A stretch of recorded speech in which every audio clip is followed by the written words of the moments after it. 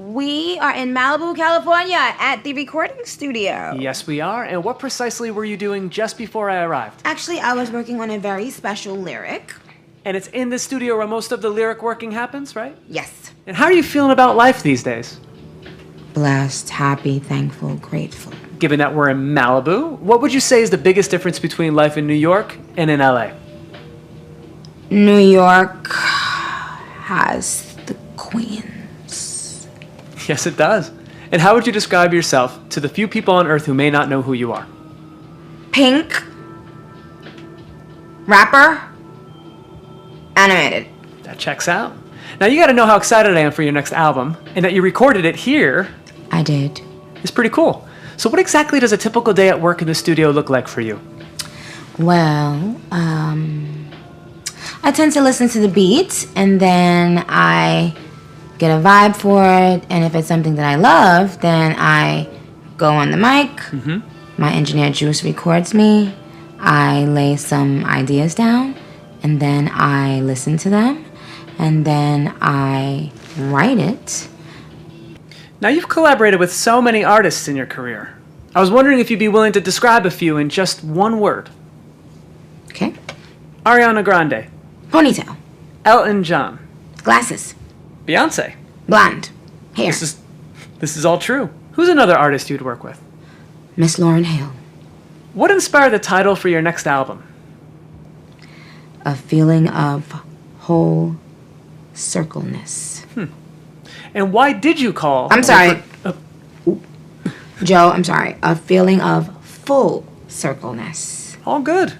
Now, why did you call your first album Pink Friday? Well, I wanted something that represented my favorite color, pink. And another member of my team at that time said Pink Friday. I fell in love right away. Now, if you were to describe the look for this next album in a single word or idea, what would it be? Vêtements. Or as I said it on my album, vitamins. Now, you've also said that Jay-Z, Foxy Brown, and Lil Wayne were some of your biggest influences when you were coming up. What did each of them have that you wanted to emulate? Jay-Z, business savvy. Foxy Brown, immaculate delivery.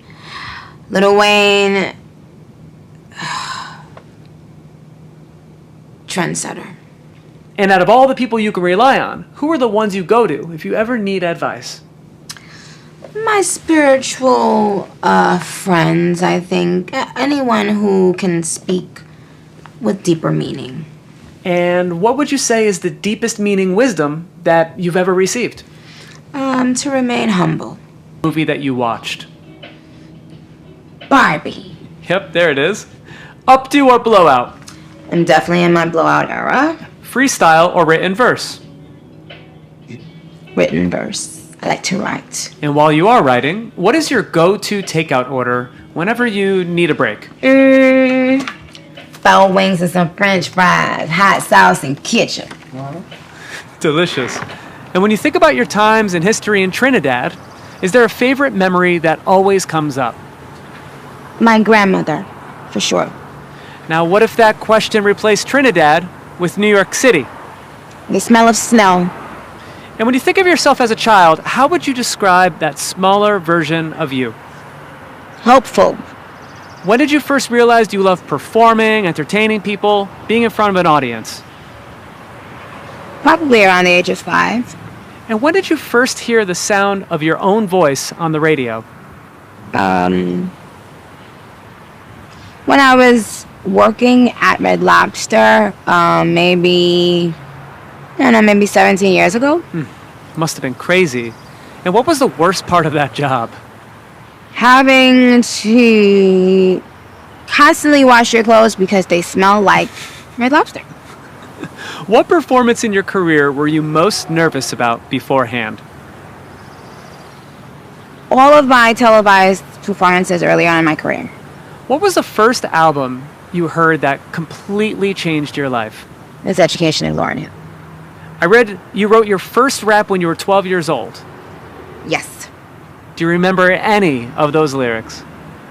Cookies the name, chocolate chip is the flavor. Suck up my style like the cherry life saver. Now I want to go back to Red Lobster for a second. What other jobs did you have before you got signed? Lots of waitressing, customer service rep,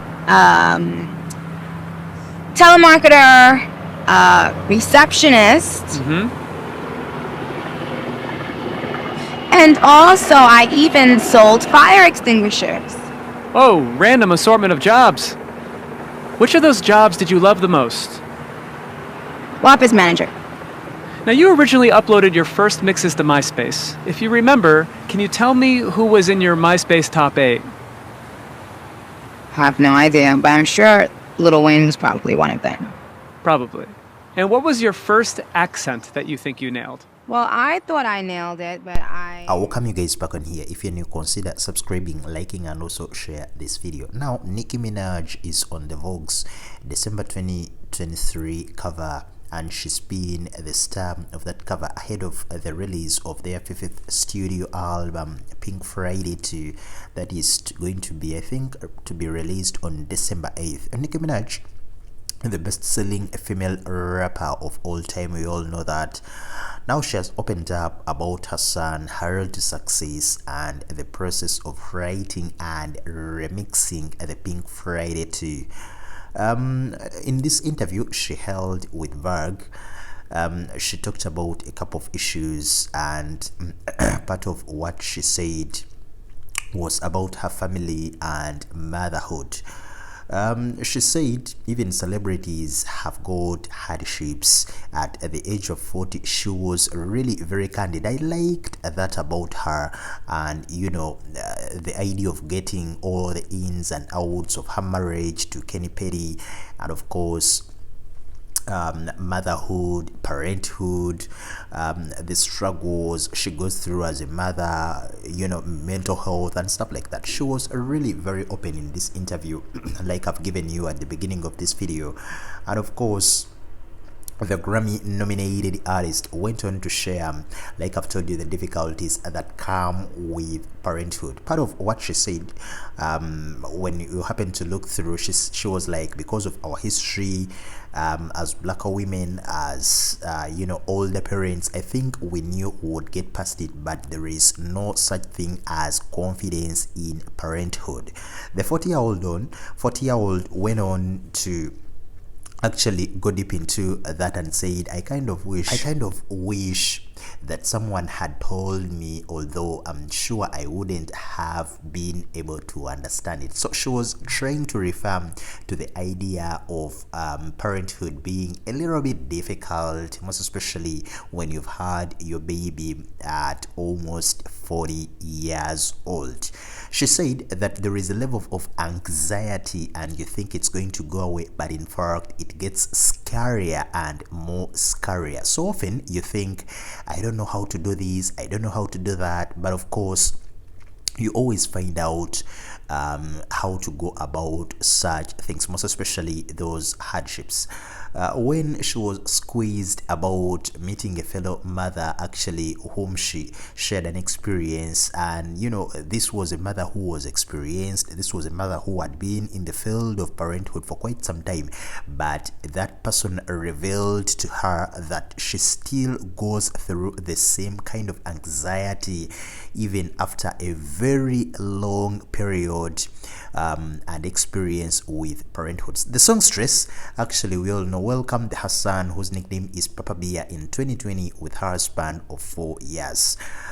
She went on to actually touch on the idea of feeling guilt, and then she talked about God, you know, praying to God and, you know, helping her so that she can go through and maneuver the hardships she has faced. You know, she was trying to answer the 73 questions which I always give to a couple of visitors with Vogue, and it was really a very candid, honest, and straightforward interview. I really loved and enjoyed it.